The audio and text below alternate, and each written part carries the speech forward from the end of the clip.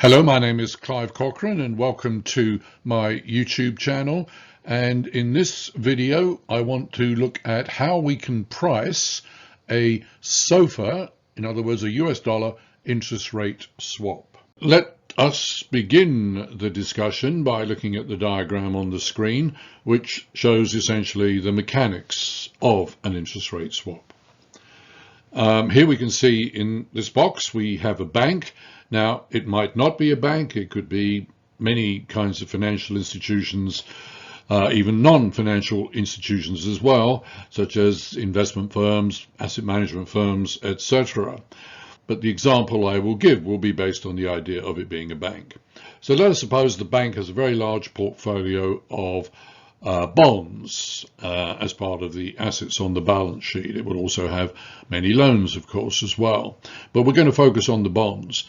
The bonds could well be government bonds, they could be corporate bonds, they could have been bought over different periods of time and so on.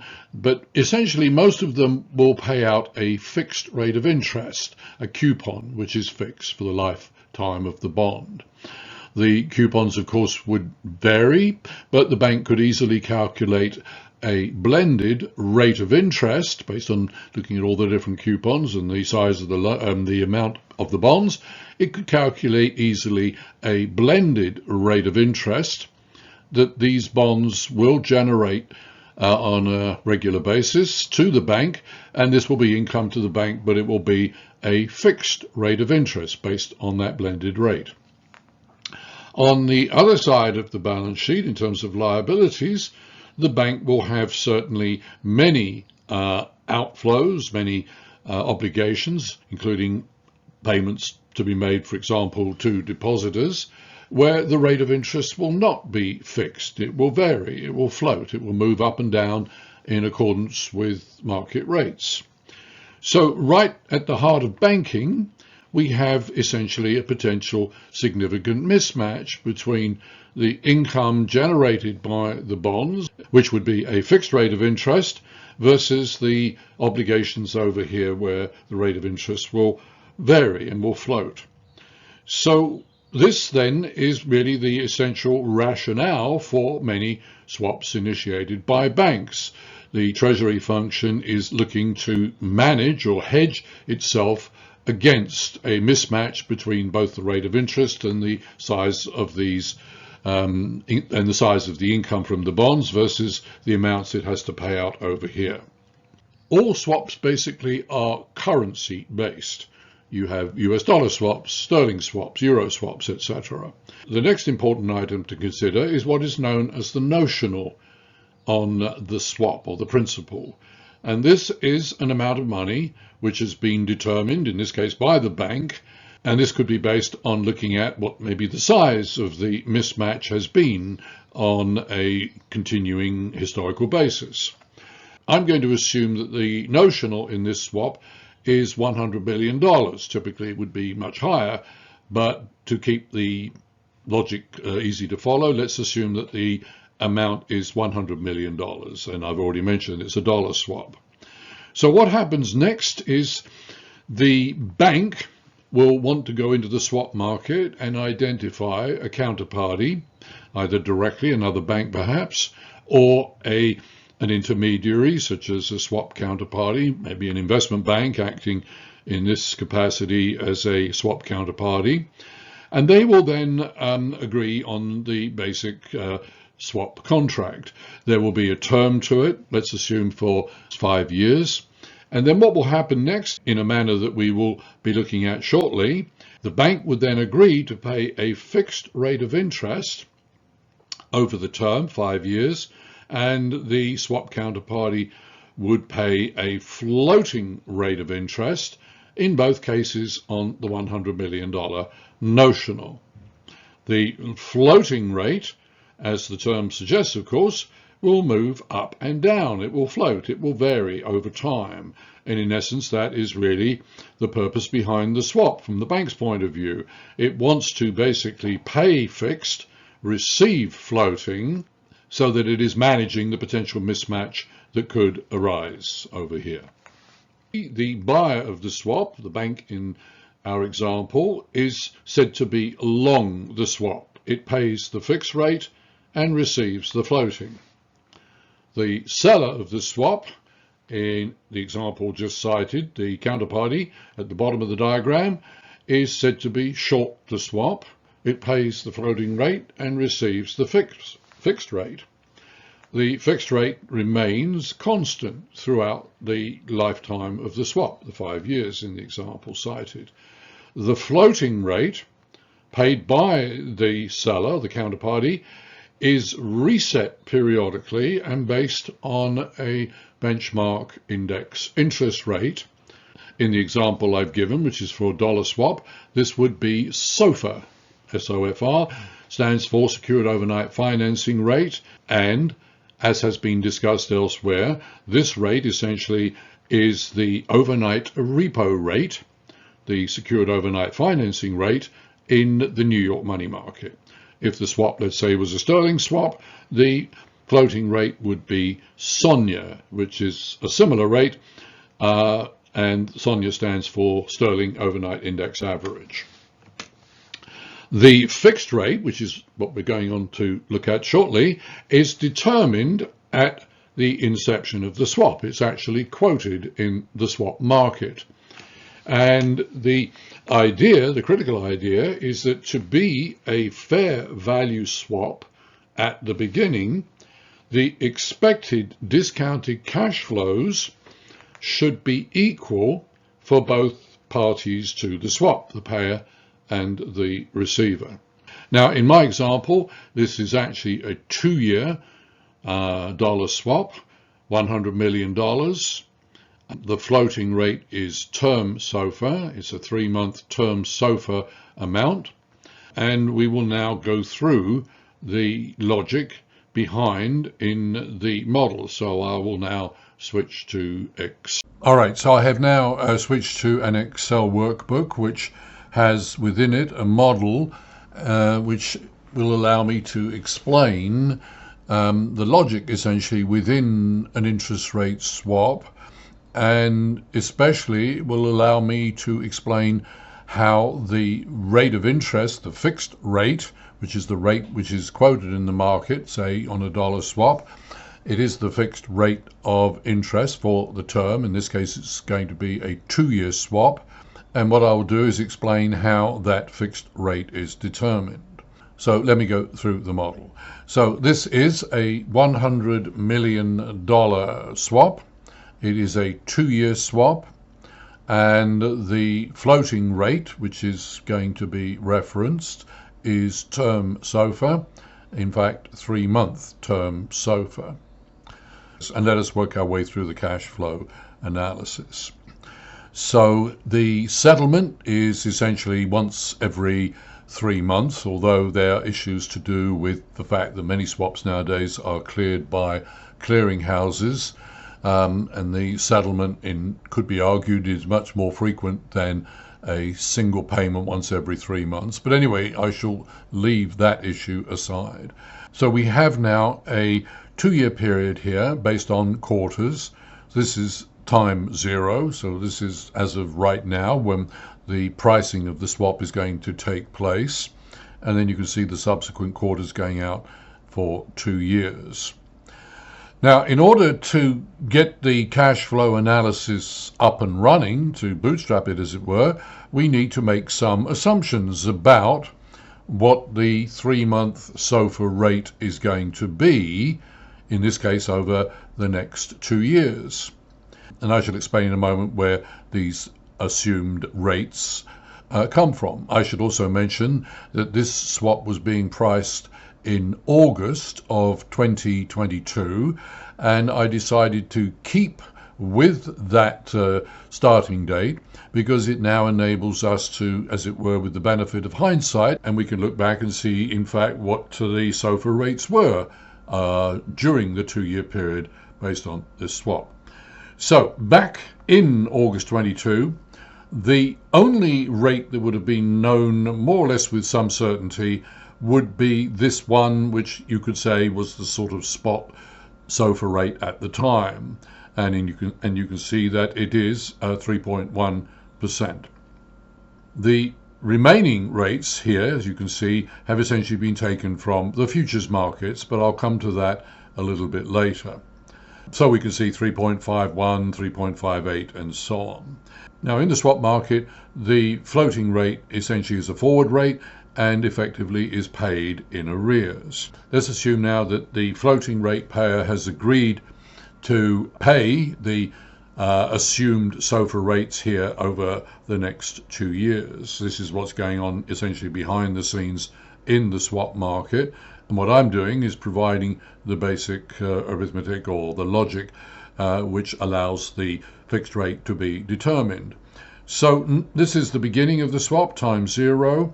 In 3 months' time, the floating rate payer will pay this amount, which essentially is 3.1% because it's paid on arrears, on 100 million, but of course it's adjusted for the fact that it only covers 1 quarter, and that turns out to be $775,000. This amount here paid after 6 months is 3.51% on 100 million, once again adjusted for the fact that it is only a payment for 1 quarter.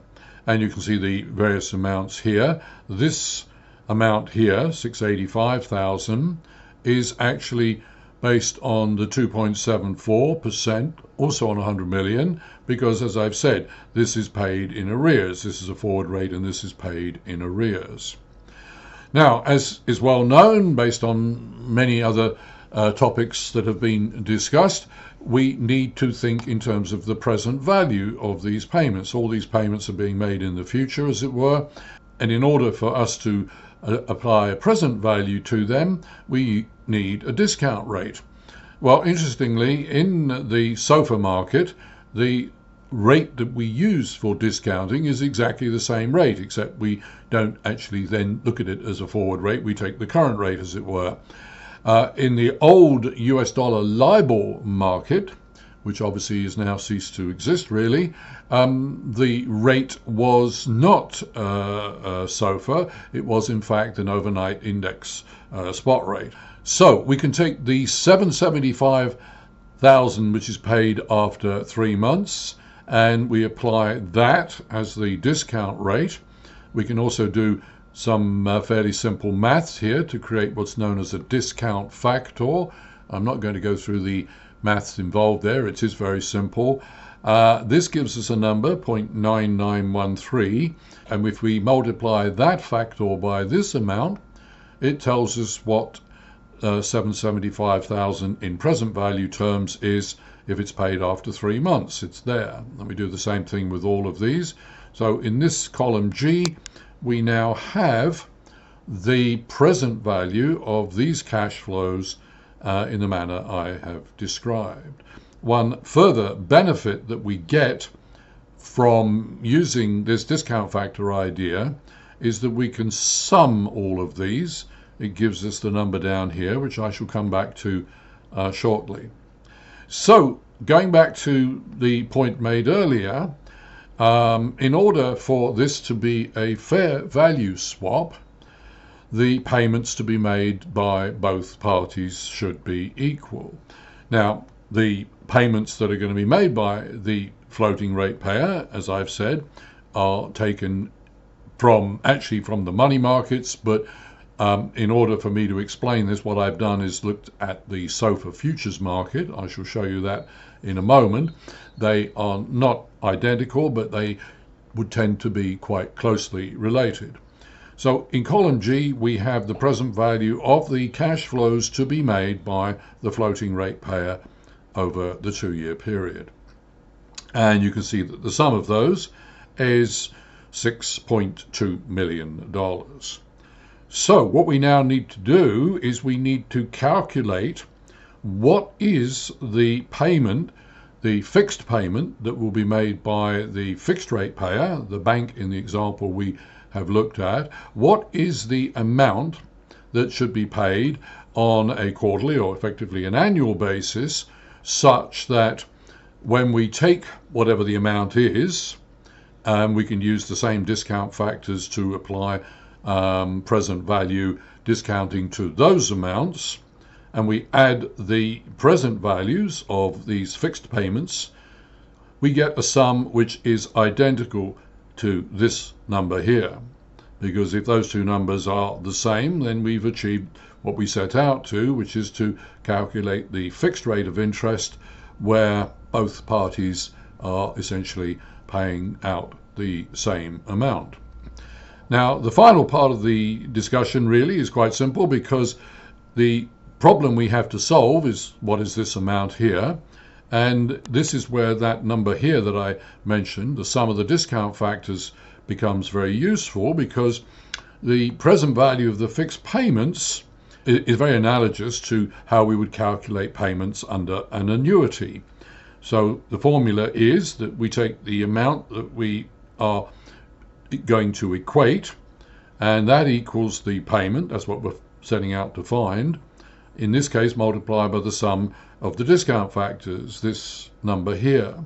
And obviously some simple rearrangement, algebraic rearrangement, allows us to calculate that the payment is in fact 802,000. And as you can see, we have the 800,000 in the column I, and we've applied the same discount factor idea. And if we add these amounts, we do in fact get the 6.2 million, which reconciles and equates the two payments. So if the fixed rate payer is paying 800,000 per quarter, we can easily calculate the annual payment, multiply it by 4, which tells us that the fixed rate that should be paid in order for this to be a fair value swap is 3.21%. So as can be seen on the screen now, we have a screenshot from the Excel workbook. And just to validate that the method I have described, which gives rise to the 3.21%, was effectively the rate that was being quoted in the market as of the 10th of August 2022, you can see these two numbers coincide. One other issue I can mention in regard to what we see is that, let's supposing this swap was now being cleared within the clearinghouse world, what would in fact happen is that these rates here, these were the assumed rates, what would happen is the clearinghouse would actually value the swap and determine the actual payments that needed to be made by the floating rate payer by plugging in the appropriate SOFR rates during this period here. And we now know, because in 2025 we can look back and see that the market seriously underestimated what SOFR would look like over the 2-year period going forward back then. And in fact, many of these rates would actually have had a 5 handle rather than a 3 handle. This, of course, would have meant that this amount here would be quite a lot higher than the 6.2 million. The fixed rate payer is committed only to paying the 802,000 per quarter. There would be an adjustment again based on the discounting idea, but this arrangement that the fixed rate payer made with the floating rate payer turned out to be very beneficial, because the rate of interest paid by the fixed rate payer was quite a lot lower, considerably lower, than the rates that eventually unfolded in the SOFR market. As I mentioned earlier, the actual rates that were being plugged into my model would have been taken from the money markets based on fairly complex calculations as to forward rates, but they would very closely resemble the rates that are shown on the screen here, which come from the 3-month SOFR futures contract traded on the CME. This is the contract that replaced the old Eurodollar futures contract for when LIBOR was the rate being used in a dollar swap. So there is in fact the spot rate in August of 22. This would have been the nearby rate, the 3.1% that I showed, and in fact the rates are the 8 rates shown here. But as we now know, of course, these turned out to be considerably lower than what happened in the market based on, say, central bank policy rates and the way that the market developed. And the final point I want to make is that we can even consider the use of a swap by a non-financial corporation. Let's supposing that company A is in fact a manufacturing company, and it has a term loan with a bank here, let us say, a 5-year loan, and the rate of interest that's been agreed to pay on this loan, let's say it's $100 million, is SOFR plus some uplift, some hypothetical uplift of say 2%. The treasurer of company A wants to hedge the interest rate risk here if SOFR keeps going higher. So the treasurer goes into the swap market, identifies a dealer, and let's supposing at the time the fixed rate being quoted at the beginning of the swap is 4% fixed, and the swap dealer then agrees to pay a rate of interest based on SOFR over the 5-year term on the loan. So I think it can be seen quite easily that the treasurer of company A has effectively locked in a payment of 6% fixed for the remaining, or for the term of the loan. The 4% that is being paid to the dealer, plus the dealer is actually paying the SOFR, but you have to add on this amount that was agreed as the uplift. So I very much hope that you did find that discussion on how a SOFR swap is priced, in other words, how the fixed rate is calculated. And could I suggest maybe that you subscribe to my YouTube channel, the Corcoran Codex. I am adding similar material all the time, which I hope that you will also find useful. And I'd like to thank you for watching.